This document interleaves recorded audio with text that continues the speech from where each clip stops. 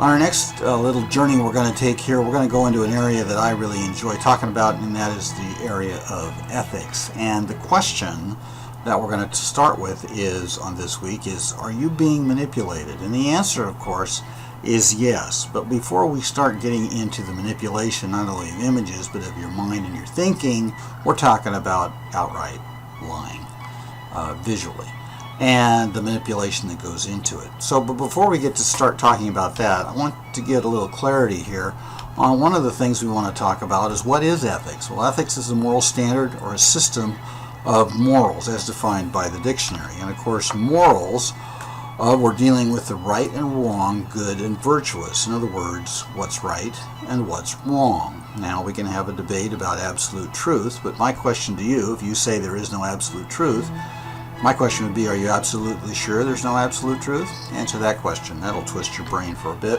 Of course, the last thing we want to talk about is virtue, which is moral excellence. So, what I want to get you to see in this little section is that photographs manipulate the way you think, and if the photograph is manipulated, then you need to be careful and to be a very astute observer of just how you are being manipulated.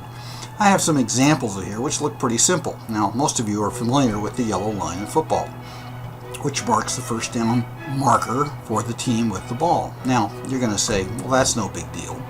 But if you look at it ethically and think about it, you are watching this game on TV right here at 2 o'clock in the afternoon on Sunday, and you have every assurance in your mind that that game is actually going on in San Francisco at 2 o'clock in the afternoon. But what you're watching on TV, that yellow line, is not really there. It is digitally inserted into the picture that you are viewing. This has gone so far that there have been cases of people wanting their money back from NFL games when they go there in person because they couldn't see the yellow line. People believe what they see. They do believe pictures. And if those pictures are manipulated or falsehoods or whatever, it means the people are being misled. And in this case, that's what's going on. Let me give you another example. How about these advertisements that you see on the Major League playoffs and the World Series? Now, I don't know about you, but if I was a pitcher out there making a ton of money just to throw a ball over the plate and strike the guy out, I would find those signs in the background very disturbing. And of course, if you watch long enough, you realize that those signs change with every inning. Well, advertisers pay big dollars to put those ads on those billboards, knowing that for a long amount of time in every inning, that camera angle from center field shooting back to home plate is going to be on the screen. So they pay big bucks to put their ads there. Again, those are digitally inserted. If you're there at the ballpark looking, they're not there. You don't see them. So the question would be, are you being lied to? Was that a home run? Was that a double play? Ethically, if you boil this down, you have to ask that question. There are more egregious things that happen sometimes in the sake of news. This is a photograph taken from the Millennium that happened back in 2000. Now, that's old news probably to most of you, but you have to think of it this way. You'll never see another millennium. Your children won't see a millennium. Your children's children's children won't see a millennium. But you did. And I did. And that's a big historic event in the history of the world, to see a millennium. Well, millions of people celebrate all over the world. Times Square in New York City is surrounded by jumbotrons, like this picture here. And if you were there that night, over here on one of these jumbotrons, you would have seen a advertisement for the NBC Nightly News with Thom Brokaw. And if you watch the other channels like ABC, Fox, CNN, everybody else, ABC, you would have seen in this box right here, you would have seen the NBC Nightly News with Thom Brokaw. But if you watch CBS, you would have seen in the same spot Dan Rather and the CBS Nightly News. Now, is that a big problem? Well, no. At CBS, they paid for the money. They can do what they want.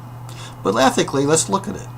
You are looking at a worldwide historic event that won't happen for another 1,000 years. And part of what you are looking at right here in this spot is a lie. Ethically, you got a problem? Now, some of you may say no. The public said yes. And CBS got in a lot of trouble and lost some advertisers over it. Ethics and these type of things make a difference. The question is, morally, will the society accept it?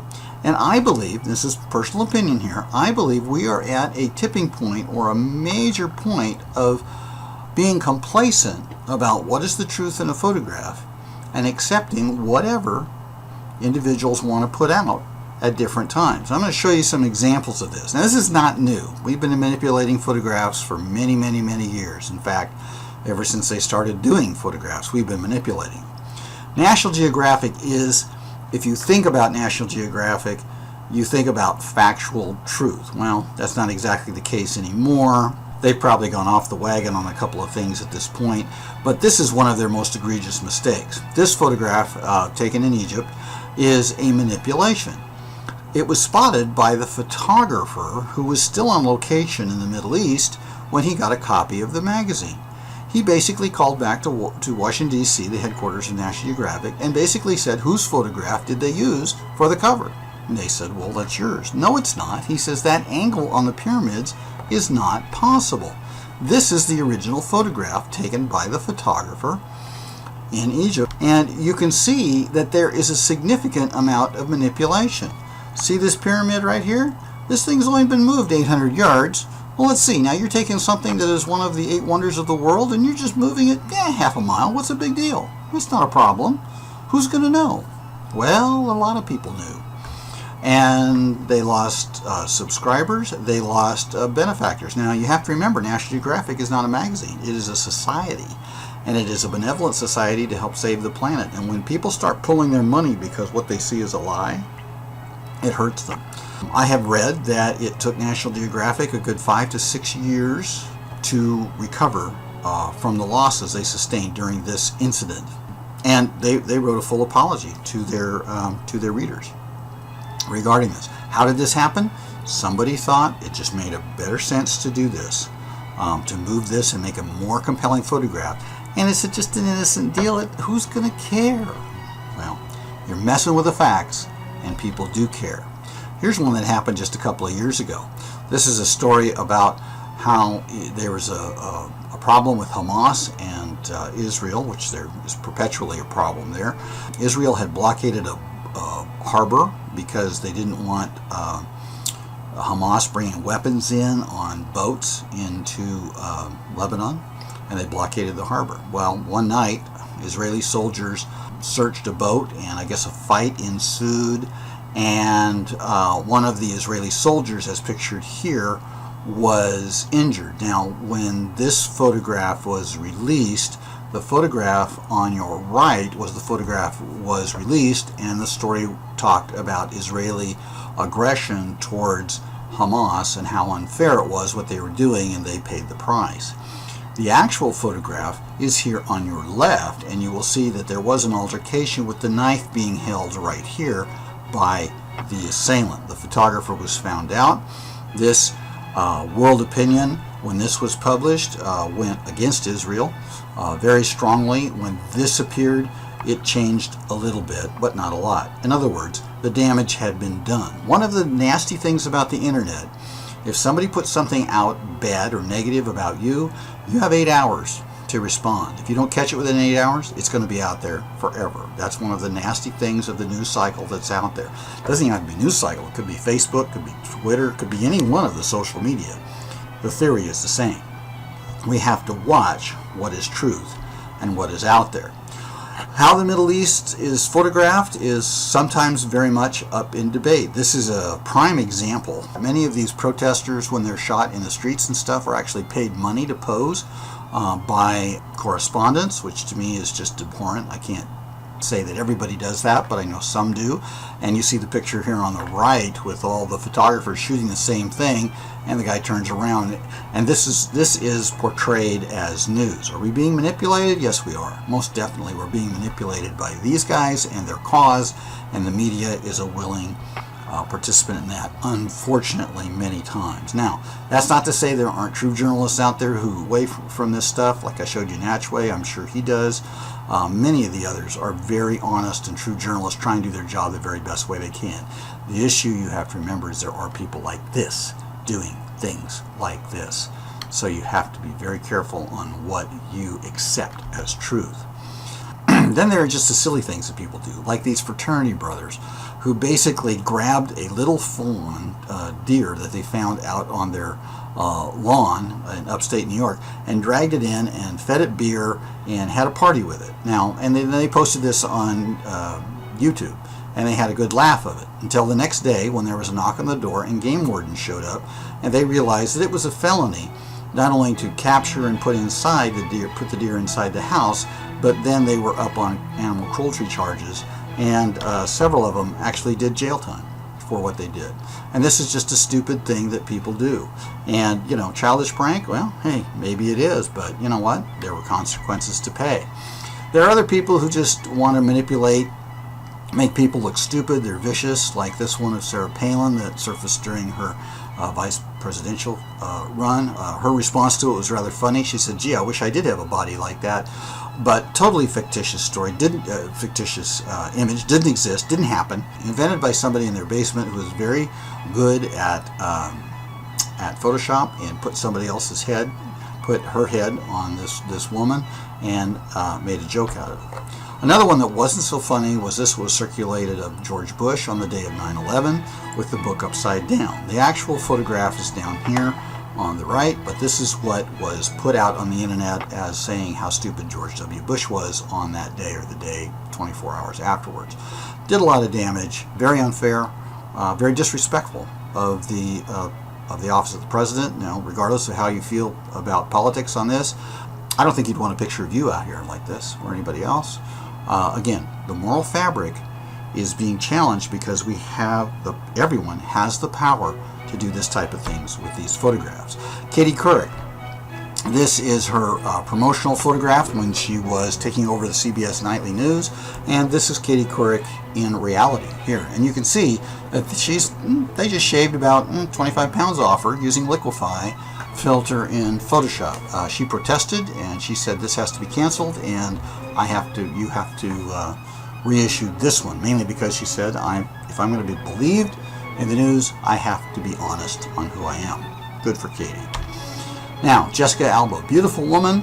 As you can see the difference here, and we'll have another separate video on retouching celebrities that you're going to see here later in the week. This is the actual take right here of what she did, and this is the actual photograph that was published. As you can see, there are sizable changes made in the hips, in her breasts, in her eyes, in her hair, everything. I mean, she is beautiful anyway, but she is greatly enhanced by the use of Photoshop. Now, historically, there are other issues. There are other times when photographs have been manipulated. This is one of the most famous stories of photo manipulation ever happened. This is the famous Iwo Jima photograph by Joe Rosenthal. This was on Mount Suribachi in Iwo Jima. The Marines were raising the flag. After they raised the flag, they got a order from the general, said, take that flag down, get a bigger flag so every Marine can see it on this island. They brought a bigger flag, and Joe Rosenthal shot the same picture again with a larger flag. Immediately after taking that photograph, he shot this picture of all the people doing it. Now, in those days, you obviously didn't have digital, you had film, so film had to be shipped off the island back to a freighter, or back to a destroyer, and processed, and it steamed back to Honolulu, where it was then published in Associated Press. Rosenthal, who was still on the island, got a phone call saying, Joe, that's a great photograph. Did you pose it? Well, Rosenthal thought they meant this picture, when in reality what they meant was this picture, which is now the centerpiece of Arlington Memorial Cemetery in Washington, D.C. And Rosenthal mistakenly said, yes, I did pose it. And therefore the myth of this photograph being posed and being not true has lived, and Joe Rosenthal, who lived to be 97, fought that myth to his death, saying, no, that was a true moment. Yes, it was done twice by the order of the commanding general, but it was not this photograph. Now, sometimes magazines just do odd things. Vanity Fair, this was a very sensational photograph. The day it was photographed, the day it was published, you don't photograph a 9-month pregnant woman, even if they are as beautiful as Demi Moore. What I find really abhorrent is this one, Spy Magazine with Bruce Willis, which I think is really a great idea of photo illustration, and you get the idea of how silly and how fun this is without, I mean, you all know it's just a joke. But that is not always the case with illustrated photography. Let's take the issue of Time Magazine with O.J. Simpson. This is the mugshot that was released after his arrest in Los Angeles, and this is what Time Magazine did with it. Obviously, heavily manipulated. His lawyer basically said that you have tried my client in the media and he is presumed guilty based on this cover, and Time Magazine did in fact offer an apology and reprinted it. Newsweek magazine printed it just like you see here, the same idea, but just like you see here, whereas Time decided to make it more dramatic. Not the first time they did it, with Patty Hearst, SLA, when she was kidnapped.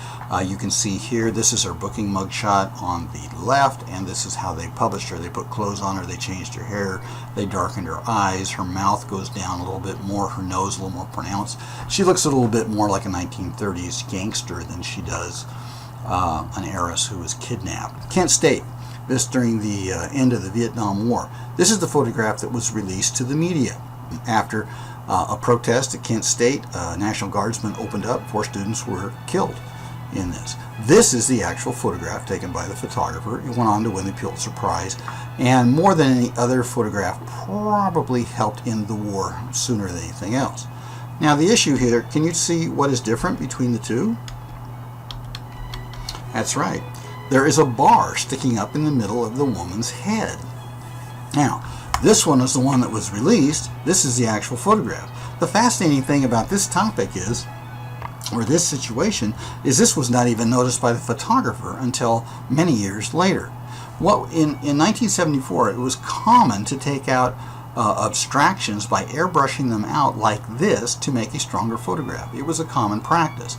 Nothing new under the sun. In other words, Photoshop is not the first time to do this type of stuff. Been doing it for a long time. This now has been replaced as the actual picture of record, and this one has been omitted because it is a lie, and the photographer was the one who found it. So the main thing to remember regarding photography, ethics, and all the things we're talking about thus far, and we're going to talk about it some more, is that as long as man's been making photographs, there has been some form of manipulation. It's been around. The difference today is that the power is now in the hands of almost everybody. Some of you have an app on your phone where if you take a photograph of a scenic, say the Eiffel Tower or something like that, and there's people milling around all over in front, and you want to get rid of them, you can clone them out automatically on your phone. And this is pretty common. So the issue that we're going to have to wrestle with is, eventually will be, where is truth? If we don't have a visual record by which to go back and analyze history and understand that it is true, how will we know what history is? This is where ethics, morals, and virtue all combine. Stay tuned. More coming.